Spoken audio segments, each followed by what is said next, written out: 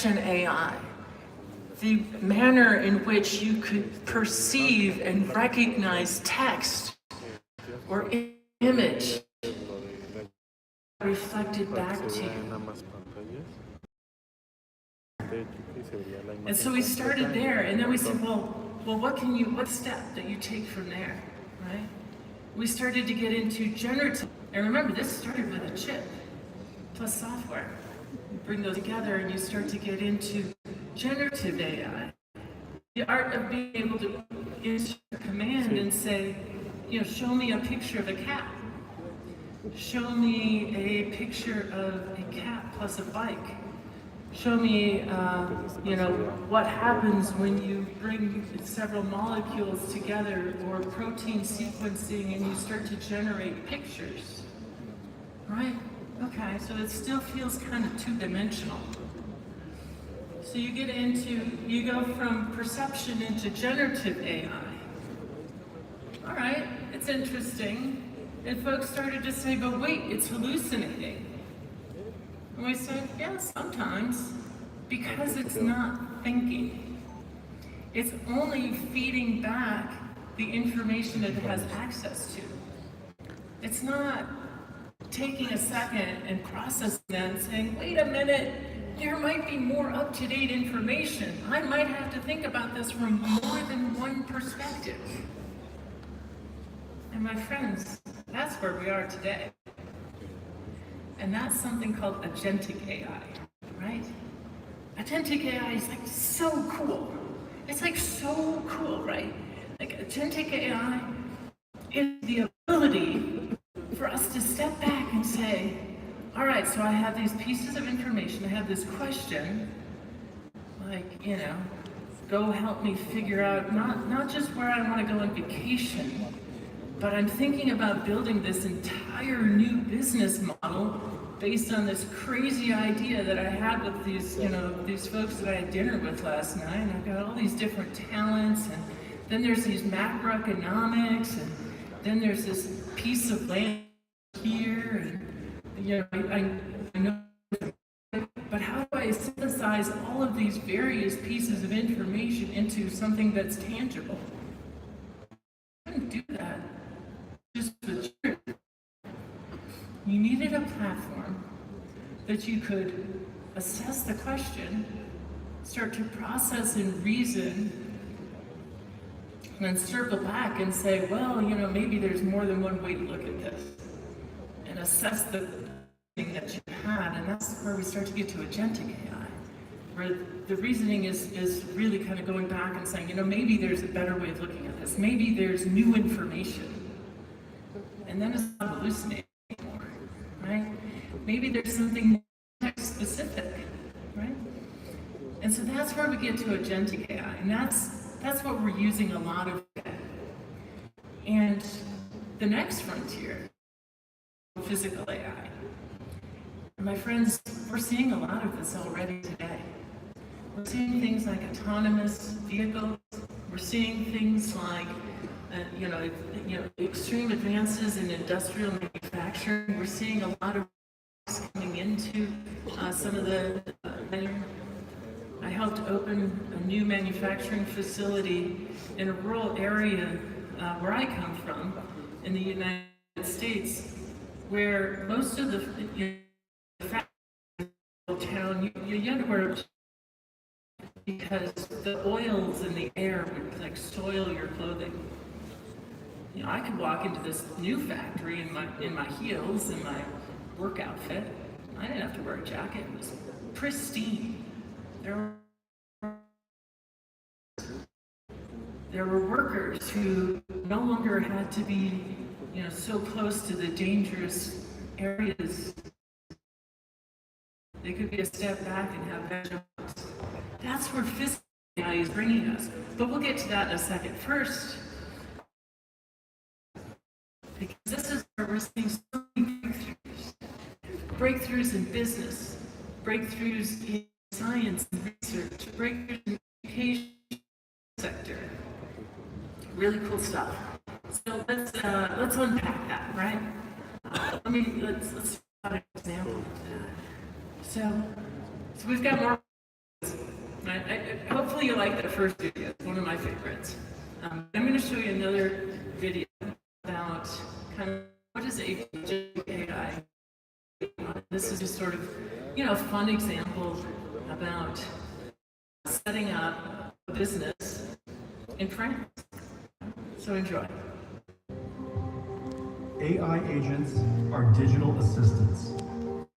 Based on a prompt, they reason through and break down problems into multiple. They use the proper tools, work with other agents, and use context from memory to properly execute the job on NVIDIA accelerator.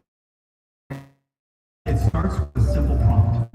Let's ask Perplexity to help start a food truck in Paris. Then calls other agents to help tackle each step using many and analyzing the competitive market. Based on this research, explores local ingredients and proposes a menu complete with prep time estimates. And researches palettes and generates a brand idea. Then, the financial planner uses Monte Carlo simulations to forecast profitability and growth trajectories. And operations builds a launch timeline with every detail, from buying equipment to acquiring the right permits. The marketing specialist builds a launch plan with a social media campaign and even codes an interactive website, including a map, menu, and online ordering. Each agent comes together proposals, a single prompt.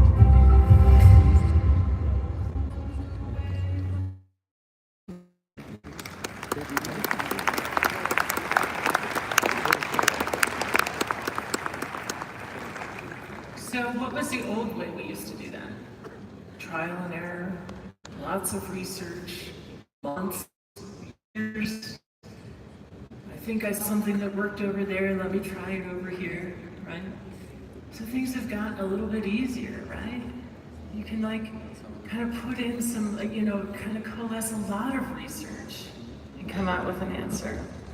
Think about if you to many different facets of industry, of life, of science, right? That's where we are now. AI factories are doing. So you think about economic growth that this can inspire, right? You think about improvements to industries that we're in today. You think about the step change that you can make in improving the competitive edge that the industries that you're already good at can have, right? If you're number one in those industries, number one, become number one forever, right? If you're number two, become number one. Think about the power of the economic impact for agriculture, for medicine. Think about the economic impact of raising your GDP, right?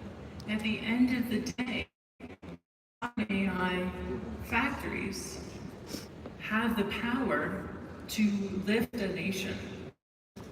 And that's one of the reasons I'm really excited to be here. But let's talk about scientific discovery. Scientific discovery comes in flavors, right? It comes in ways that you think about healthcare, ways that you think about drug discovery, ways that you think about patient care, ways that you think about illness and ways that you're treating various types of ways that you can personalize medicine, right?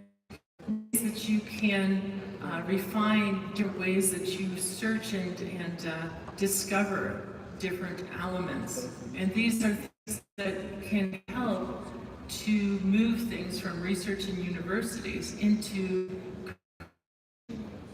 This can unleash both brand new industries as well as improve the industries that are already in. A platform for public sector innovation. Governments around the world are finding massive efficiencies in deploying agentic. We're working with a government who is looking at this for across many sectors of their government in processing documents that are in languages that are spanning many different types of jurisdictions.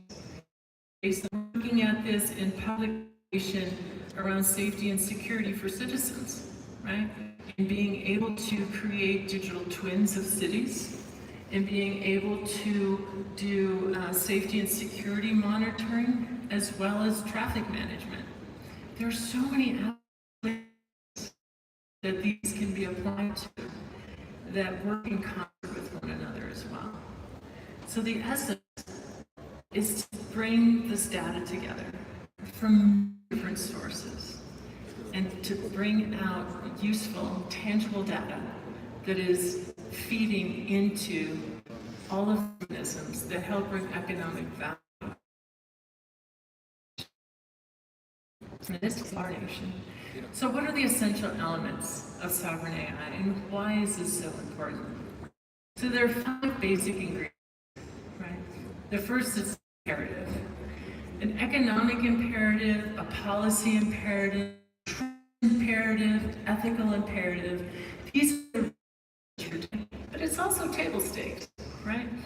You don't want your AI hallucinating. You want to ensure that it's safe and secure, and understand that it's following the policies of your nation or jurisdiction. You want to make sure that it's reflecting the culture and language, as well as the laws and other attributes and context of the AI it's trying to produce. Right? So if it's working to produce information on Mexico City, you don't want it generating results based around the world. You want to make sure that it's ascribing to the policies of that jurisdiction as well. So the imperative is important, but I want you to keep in mind that that includes purpose. Purpose of bringing that AI forward just to have policies is to create that economic value. Right? We don't build data centers just to build data centers. We build data centers so that we can build economic value. We can build opportunity in that global opportunity. That brings us to AI ecosystem. The ecosystem is fundamental. I'm looking out across the sea of ecosystem right now. That ecosystem is fundamental. Venture capitalists, students, developers. It includes corporations, universities, startups. It includes, the next generation. It includes the generation that are today. That ecosystem is fundamental. That ecosystem includes the biggest industries and the newest industries. So every one of us is a stakeholder in our AI journey. And the AI-ready workforce. Workforce is really important to me. And here's why. It's not that we need armies and armies of AI developers and engineers. We need that. We also need basic AI literacy, right? AI literacy that says everyone has an important role to play. We need to ensure that every role embraces AI, that everyone sees how AI can help their particular career, their particular industry. Let me put it this way. Every career has room. If your productivity, if your ability to become more successful in your job could be 20%, that gives you 20% more time to do something else, right? And so if I can be 20% better at my job, that's great. If somebody else is 20% better at my job, let's think about making doctors better doctors, teachers better teachers, farmers better farmers. I don't need them all to be AI developers, but we need both. So let's think about that. Let's think about who's going to build those applications. And let's fuel and seed our universities, as well as K-12, all of our educational institutions. AI models and data. This is absolutely essential.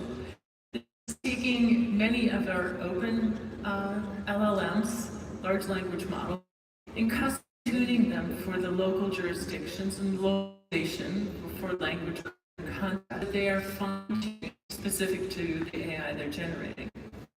And then this is local investment. Let me talk just for a quick second on local investment.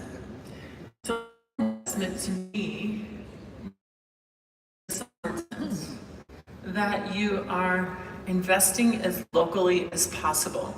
And that's across all 5 of these ingredients.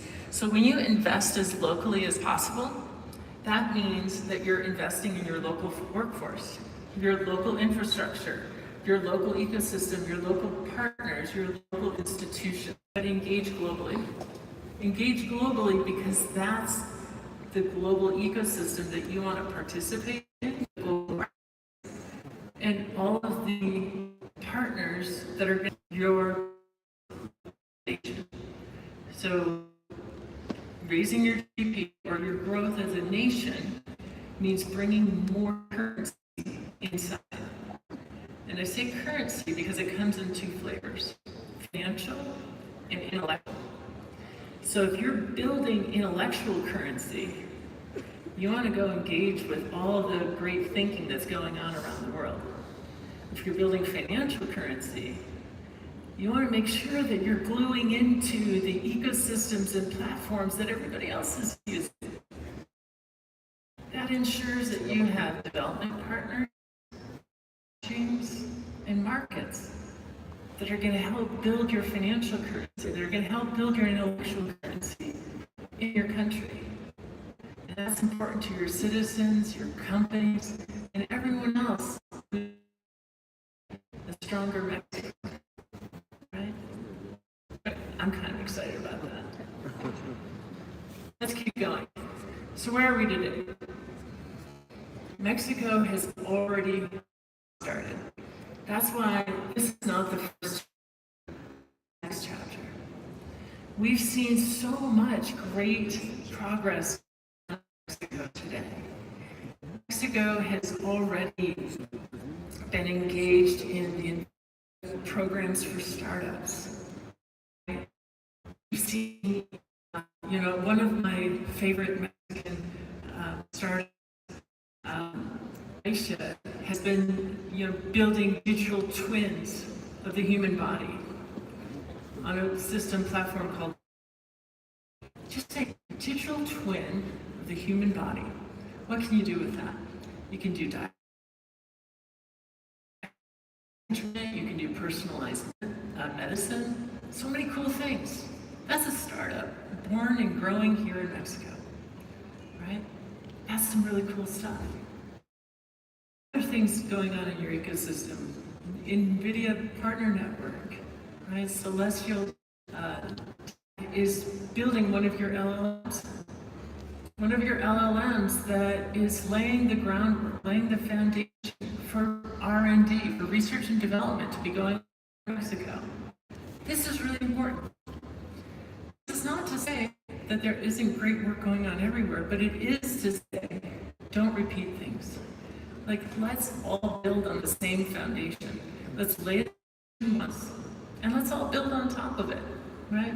It's like all need a separate electrical grid. Let's all use the same electrical grid. Let's all build the same infrastructure, and let's do that together, right? So these are some of the things that we're seeing with Mexico stepping up and saying we want to be part of that global ecosystem. And so these are the partnerships and the ecosystem that we're really excited to be part of together.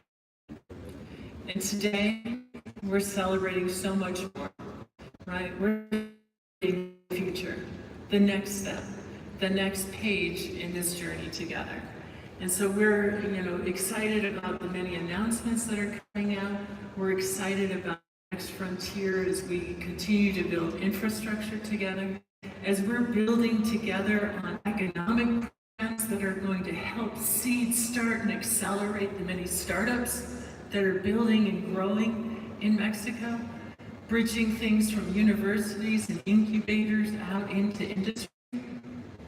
These are the most exciting things that are going on here. We're seeing things that are not just,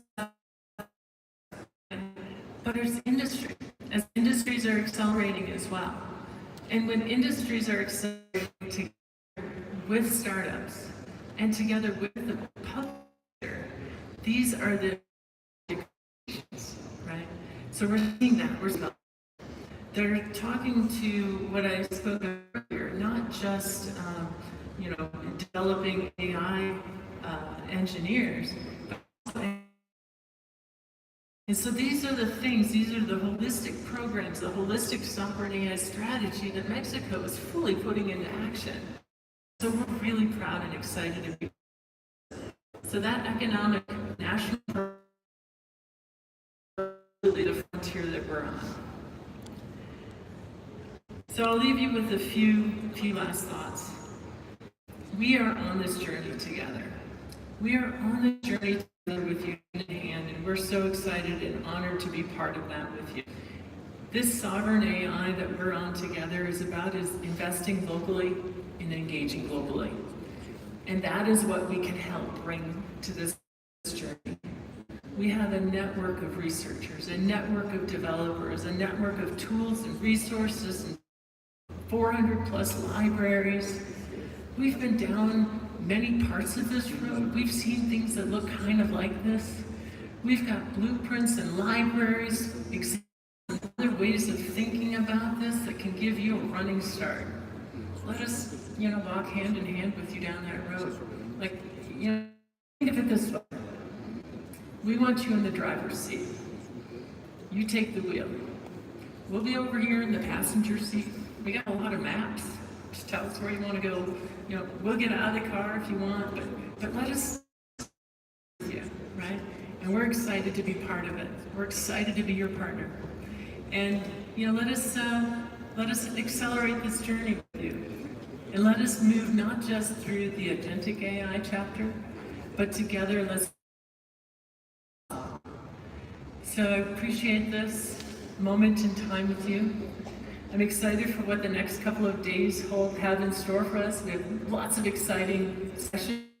Look around you, make a lot of new friends, because there are some really invested and passionate and brilliant people here today. And I can't wait to be part of this with you. So enjoy this moment, and let's look back at this in like a couple of years and be like, oh yeah, we're really past that. So thank you again, and I appreciate it. Bye now.